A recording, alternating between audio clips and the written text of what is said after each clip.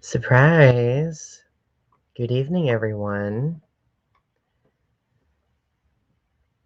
I know this is kind of a last minute stream, but I figured I would do one tonight. Just, a mundane life of a gay episode since it's been a while since I've done one.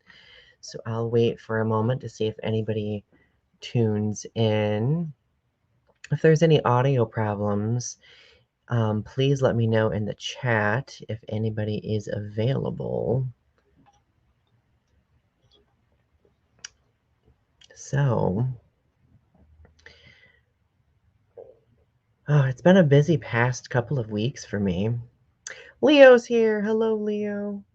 Leo, my friend, I can always count on you to tune in. It makes me so happy. Um, so it's been a really busy past couple of weeks, and I just wanted to take this opportunity to do one of these episodes just to talk about what I've been up to, how I've been doing mental health wise, and talk a little bit about body image. So that will happen in a little bit. In the meantime, I'm just going to focus on what I've been up to lately. So, for me, school has been starting, so it's been a little bit busy for me regarding, classes and getting stuff together and emailing. Ever since the pandemic started, emailing has been kind of just very time consuming, but understandably so, considering a lot of people are still working remote. And always, right? Always, Leo. Um, but w- like while I've not been working on school stuff, or while I've, outside of school, I've been doing like a lot of book stuff. So I've been finishing up my second collection of poems, Feats of Alchemy, which is going to be out on October 22nd, which is coming up quickly. I have some deadlines that I'm going to have to meet here shortly, but nothing too extravagant, I'd say. Uh, I did get to do something really interesting, not this weekend, but last weekend. I was invited by a pretty large LGBTQ plus organization here in Michigan to do some workshopping and guest speaking for a camp designed for LGBTQ plus youth. And that was very fun and very rewarding. It was super intimidating for me because I'm not used to working with youth who are that young. I'm used to working with adults when it comes to creative writing and workshops and all of that jazz. But it was rewarding. The first day, essentially, I was asked to give a speech on what it's been like for me as an LGBTQ plus person, overcoming a variety of different obstacles, including growing up in a rural setting and becoming the person that I am today. It was kind of a weird speech because I'm not used to giving live speeches like that, let alone like talking about myself in that capacity, I guess, in that type of a live setting. So it was something I got used to pretty quickly, but it was only like maybe 30 minutes long. But I could tell that everybody really enjoyed it, and, the next day after that, I was invited to, do a creative writing workshop with these youths, with with this group of youth. Youths, I don't even think it's a word, not that I can think of anything off the top of my head, but and basically, I just took them through a thing where, like, we did, like, some reflecting. I had them create a fictional character. We talked about Pokemon for a long period of time during the presentation or during the workshop, and then I had them write a haiku. Like, it was just super fun. I had the opportunity to talk to them about why it's important to stay true to your creative outlets because it can culminate in something like different opportunities. I was able to talk a little bit about my book at that point, which was a very full circle moment for me. You're probably not surprised considering full circle moments have been a very popular thing I've talked about on my channel lately. Um, but I roll, right? I don't know if I'm gonna go 30 minutes with this episode because for these I try to go 30 minutes, but we'll see how long I go. If anybody listening wants to share how they've been doing, please do so. I'd be happy to know how you've been doing and what you've been up to lately. But um, so yeah, that was that last weekend, and since then I've just been kind of scurrying to finish my book because I feel like every single weekend has been chock full of like a million different things for me. And now I'm able to actually sit down and work on some stuff. I've been writing a lot of poems. In fact, there was a day where I wrote like 7 poems, and for me, that is mind-boggling because normally I write like 1 poem every other day if I'm lucky.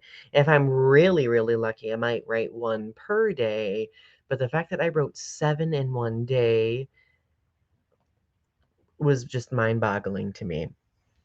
And what I'm super excited about is that for this book, some of the poems are becoming very nerdy. A lot of them are Godzilla inspired. So for the people who follow me who love Godzilla, my upcoming book is going to have much more of a Godzilla presence than Carbon Footprint did. So if you're into poetry and Godzilla stuff, feel free to stay tuned for more news about that. Leo says he's been doing great. Came across a tag sale. Awesome. Sales are always great. If you want to send pictures later on Twitter, I would love to see them. I don't think you've sent me pictures of that yet. Um, but yeah, like I essentially have until 15th to get to finish the body of poems that I have going. And once that's all wrapped up, then, it's sending out to editors, getting like some more marketing and promotional materials ready to go. I really thought about doing a video on my poetry channel talking about what it's like to put together a collection of poems and the like processes behind it, the do's, the don'ts, the stresses, the catharsis, so on and so forth. But everything should be finished well ahead of the October 22nd deadline, thankfully, because I'm um, terrified of missing deadlines. Leo, I'm glad that you didn't because it probably would have gone right over my head. Unfortunately, those are not my puns that I'm accustomed to making. So, ooh, looks like we might be getting some bad weather here shortly. I think it's gonna storm. I just saw lightning and got a notification that a storm is coming. Woo, I love storms. Um, so okay, I'm gonna talk about the primary topic of this video, which is body image. And body image is something that I've, of course, talked a lot about on my channel. Taylor's here. Hello, my dear friend. I hope you're having a good weekend and that the semester is going well for you. I need to, when I have a free day on a Monday or a Wednesday, I need to come to campus to visit you. Lately, I've meetings galore on Mondays and Wednesdays for me, unfortunately. So, but body image. So every now and then, like, like, and I've told you all this, I will go back through old journals and like, kind of like read about like, oh, what was I doing on this day 10 to 15 years ago? And I stumbled across this like really weird, interesting, and slightly manic sounding rant that I went on where I was going on and on about like my body image, and it had something to do with um like at that point in time I had really long hair. I had kind of like this punky vibe, and it wasn't um like obviously it wasn't something that a lot of gay men are typically attracted to. and I would have it pointed out to me a lot at that point in time. And I used to work night security at the college that I went to. It was kind of like just checking people in, and um like a couple like several drunk people came in, and one of the individuals was a fellow LGBTQ plus person that I knew, and like he was complaining about being single, and his friends um pointed out that, "Oh, well, Donnie's gay, blah blah blah." But then they were like, "Yeah, but you might have better luck dating this other person who is more attractive." They literally said this in front of me, right in front of me. So I was already in a very vulnerable headspace before listening to that, but when they said this to me, like I like completely crumbled. And of course, I wrote about it later in this journal entry. But it's made me think about like how body image issues tend to shift over time. Yeah, Taylor mentioned that you struggle with body image these days too. My wonder is, has your struggle with body image shifted and has it had a different focus now than it used to? Because like nowadays, like my body image focuses a little bit more on my weight and how it fluctuates, whereas back then my body image issues centered around looking too feminine, or presenting in a way that wasn't attractive or appealing to gay men. And I read a few other journal entries after that, and it was something that I just really emphasized so much. And retrospectively speaking, I like sometimes presenting still gets me. Like I will sometimes have people, for example, comment about me having long hair and be like, "Well, you look so much better with short hair." Like people are more into that. Like men are like I still have people say like, "Oh, men should have short hair, not longer hair." And I like every time they say that to me now, I'm kind of like, "Well, you should have seen me, 10, 15 years ago." Because 10, 15 years ago, I had hair down to my shoulders, but I did not have a split end, and I like to pride myself on that as often as I possibly can. Let's see. Leo says that my body image issues aren't too bad. I'm just trying to be able to lose weight healthily so I don't get diabetes. Yeah, like I understand that completely. Yeah. I think that's what, I think that's how it's transitioned for me as I've gotten older. Like, and of course, we could connect this to like the diet culture live stream that we just did on Restitching the Tapestry the other day, and we're going to be doing another episode here this coming Thursday. Um, but like I've tried to refocus my efforts on my physical self, not to be like appealing to people, but to make myself feel better, like physically speaking. Because like um when I can actively work toward making myself feel better, like my body image tends to improve.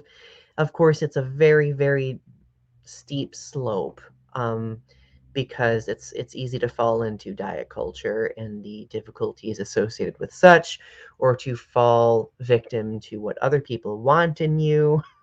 It's all about what you want in yourself and not what, media representation or people in your um, immediate bubble expect. So my hair is driving me nuts tonight. Body image tonight. My hair is driving me bananas. Um, but yeah, it's been an interesting process. And I had this conversation with not only on Restitching the Tapestry the other day, but I've had it with a couple other people about the body image struggles that a lot of gay men have that they don't really talk about. And at the end of the day, these body image struggles center strictly around being sexually appealing to other people, right? And that, like, I mean, don't get me wrong, like, that appeal is super important, right? But, like, I don't necessarily think it should always be like, I feel like body image should have multiple different variables and priorities involved, and when it hinges on one specific mode of appeasement, like it becomes a very dicey thing. At least that's just my opinion. Feel free to disagree with me if you want. I always encourage that. Taylor says that they are buying hiking shoes soon. Yeah, I actually just bought shoes that are kind of like hiking shoes. So whenever you're feeling up to going for walks, let me know. Softer moments. Taylor says that my issues have changed, but I have softer moments now. Okay. Yeah, like it's just really interesting seeing how they shift over time, right? Um, yeah. Like it's funny because I remember like 10, 15 years ago, like I just felt more comfortable presenting myself in a more feminine way. I would even get like really insecure about having facial hair. I would get really insecure about having short hair. And at that point in time, I think I was insecure about those things because I just like it probably had a lot to do with body dysmorphia too, because they all are intertwined, you know. Like I just feel like I didn't look right or that I didn't, fit myself correctly looking in those specific ways. Taylor says, "Oh, this is interesting. I have moments now where I see how my daughter sees me and I feel better, and then I see photos of myself and feel awful." Yeah, I can imagine that's, really difficult, especially going through childbirth and the different changes that the body goes through, right? A lot of dynamic changes over, a short period of time. But, and the thing is, like, we often have moments where we see ourselves through how other people perceive us, but then it kind of brings us back to those moments where we're kind of reminded of our own original perception of ourselves, and it's like, like, oh my goodness. Yeah, I agree. Photos are too common now. It's way bad to see ourselves all the time. It can be triggering, yeah. Like, I know if I ever have days where I'm, like, triggered by old photos, like, I kind of just, like, avoid social media that day, or I try to write about it, or, I just try to get it out of my system a little bit so it's or I try to distract myself. I guess that's what I'm trying to say. But I always am trying to think about ways to help alleviate people of, their body image struggles, but the truth is, like, I don't think there is just one convenient snap of a finger fix. Like, obviously for me, like, I'm in therapy, I do a lot of self-work. I know all of us, all of you watching do your own self-work as well on all of this. But when we're conditioned and when we've gone through trauma that's kind of conditioned us to, have these reactions and these perceptions, they're just so difficult to unlearn, right? I think it takes like constant vigilance and sometimes we do fall back. And my biggest issue is when I do fall back and fall into that self-deprecating territory where I'm very insecure about my body, I really get down on myself for falling back too. Like I'll be like, damn it, Donnie, like you've been through this. Why are you doing this? Like you've resolved this. And my therapist has worked with me, thankfully, in realizing that like when people like us struggle with body image or body dysmorphia, so on and so forth, like it's a continual process, right? Like it's something that we work toward on a regular basis. And it's kind of like a gauge, like or like a meter. Like sometimes we're at like the positive end of that meter and we're like kind of feeling good about ourselves. And then sometimes we're at the lower end of the meter where we don't. So now that I've thought of it that way a little bit more, um, it's helped me kind of avoid the things that trigger me sometimes Not all the time. Like one thing that really triggers me a lot is TikTok. As much as I love TikTok more than anything, there like I like for some reason when I get onto gay TikTok, so much of it is like working out, like exercise, dieting, um, like sultry things. And that's okay. Like there are so many people who love those things, but there is such a huge swath of gay men who, like me, struggle with a lot of these issues. And of course, I'm sure this affects also more than just gay men too. I'm sure it affects a lot of different people on TikTok, notably, and this kind of goes back to what I was talking about for my last episode of the mundane life of a gay, talking about like TikTok related things too. Leo says it's hard because we are not used to seeing us how other people see us physically. A mirror only shows a reflection where everything is on the wrong side. Yeah, I agree completely. And of course, we are really honed in on seeing like very specific things that,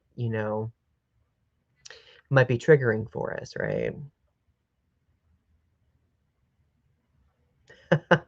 I actually have been on that side of TikTok before, and it's still the body focus is what gets me. It's not necessarily just exercise, but like the body focus in general, and that might be just an issue that I need to get through. Like I've always had this like deep insecurity about anything body related. Like for example, like if I am gonna go to like a party or if I'm gonna go to something that involves like swimming, I get immediately hyper insecure because it's expected of men when they wear a bathing suit to not wear a shirt. It's expected. I've had people be like, "Well, Donnie, why aren't you doing like everyone else is doing? Like, quit! Like, you're gonna ruin that shirt you're wearing. Like, blah blah blah blah blah." You know, don't it just and of course I feel peer pressured into, I got to take off my shirt like everyone else, and then I feel like super uncomfortable with it. Like it could be something as simple as that. Um I don't know if it's tied to a trauma. I don't know if it's just tied to like public humiliation, like cuz I do have like this really significant issue with public humiliation. So, um Taylor says, like the perception of others can help or hurt. My spouse is Demi, and I am not. So if I'm not having my needs fulfilled, my brain tells me I'm not attractive. Not that our drives are just different. Yeah, I can imagine that's very difficult sometimes, because the truth is, like a lot of attractions and the way we act on our attractions, like it's so body driven, it's so physically driven, right? Um, and if something like for me, like it's um intimacy sometimes. Like if I can't get intimacy in any way, like sometimes that translates to me as like, oh well, Donnie, like you are unattractive. Like, I kind of have like this Rolodex of comments that I tell myself in my brain that, aren't good comments. So yeah. It's such a fluid thing when you think about it. Hmm. I think this could be something we could talk about on an episode of Restitching the Tapestry a little bit more in depth. Because I would also love, Ari's thoughts on this too. And, maybe if we have a guest or something, I don't know. But it's just like looking back on that journal entry that I mentioned, and I'm in a way proud of myself that I've come this far with regard to how I present myself. Like, I don't feel insecure about my hair anymore, my facial hair. I don't feel insecure about clothing necessarily all the time. Like, sometimes I do. Back then, if you look at my pictures, you'll see like how utterly unhappy I was. And it was because like I wasn't fitting that ideal of what made gay men attractive, right? Oh, Gloria, it's so good to see you. Thank you for those kind, encouraging words. Be good to yourself. You are a dear person. And I agree. Like, I think it's important that we all be good to ourselves. Sometimes the way our minds work can make that problematic, but when our minds are capable of it, or if we are able to find the processes that will help us have um, that drive to be good to ourselves, like then I think it becomes a really good thing, right? But anyway, going back to that journal entry, like I am happy with how far I've come with that. Like obviously because my body image issues have shifted, like there are other aspects that I need to work on. Um, but I'm sure I'll get there. And I'm sure I can get there without succumbing to diet culture or exercise culture. Of course, like I want to be able to do those things in a healthy capacity, not in a way that is obsessive and self destructive, because I do have a distinct history with that. I've mentioned it in videos before, but I'll probably do another video talking a little bit more in depth about that history. So, but oh, another thing is I just love food. I love food so much, my friends. I love potatoes and cheese and bread. Potatoes, cheese, and bread. The holy trinity of. Okay, I need to add pasta to that. The holy quartet of food. Um, like it's interesting. Taylor's like, I love food too. Yeah, it's interesting because the relationship I had with food a long time ago was very like I would go on stints of like starvation and destructive dieting, and I've gotten to a point now where I don't feel shame over food as much as I used to. And I don't engage in those behaviors anymore. You may have just heard thunder. It's thundering here. Um, Taylor, nothing is ever worth refusing a Reuben. At least in my opinion. I don't know if my opinion's a good one to gauge or to use as a sounding board for that, but because if one of those were sitting in front of me, I'd be like, "You're gonna get in my belly like right now." Um, like it's like yeah, like I mean, don't get me wrong. Like I sometimes still have issues with food, but not like anywhere near as extensive as I used to. And a lot of it could be the fact that I do have a support network. Like my partner is very like we kind of like hold each other accountable, so on and so forth. I'm really nerding out that it's storming right now. I don't think I've ever done a video like in a thunderstorm before. So,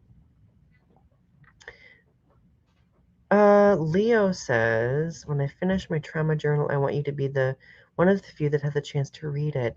Oh, that would be an honor to me, Leo. Thank you so much. Like, and of course, like only share it if you feel comfortable in sharing it. Like, I don't want you to, feel obligated to share anything you may not be comfortable with, okay? Because that's your space in which you can be where you can say the things that you need to say for yourself. Gunkle, Gwen, you just made my day. I miss you, sweet pea. Gunkle Donnie. That's literally going to be my favorite title forever. Cheers to that, even though this is water. Um, Taylor, I'm so happy you can tune in for this one. I know our other episodes are a little bit late and you're, busy putting Gwen down, for bed and stuff like that. Leo, I'm glad to hear that. I'm pretty comfortable. Like if somebody were to pick up one of my journals, like I would feel pretty comfortable with it. Because I'm just really open about journaling, of course. So, um, yeah, I feel you there. Leo says, I want to feel that vulnerable and be able to reflect on it. Yes, I agree completely. It's so important getting to that point too. And like thankfully I've been at that point for a while now. So well, I am going to start dinner, and the storm's getting a little bit worse. I'm probably going to get off, the computer right now, but I just wanted to tune in and do this video to talk about self body image a little bit, talk about what I've been up to, and just to say hi and that I love you all. I'm going to be doing a couple more videos here prior to the next episode of Precision the Tapestry, and one of them is going to be Godzilla themed. So if you are one of my Godzilla followers, get excited for that. And of course, if you've not subscribed to my Donnie Speaks poetry channel, please do. I would really appreciate support over there because I am going to be um, providing some updates for my book. I'm going to put in the name there, Donnie Speaks. That's the name of that channel. Um, I've been trying to upload like live performances of some of my poems over there too, so I hope that you enjoy them. And thank you for encouraging me and following me on this, very hectic writing journey. And I love you. And I will talk to you soon. Have a good night. Bye.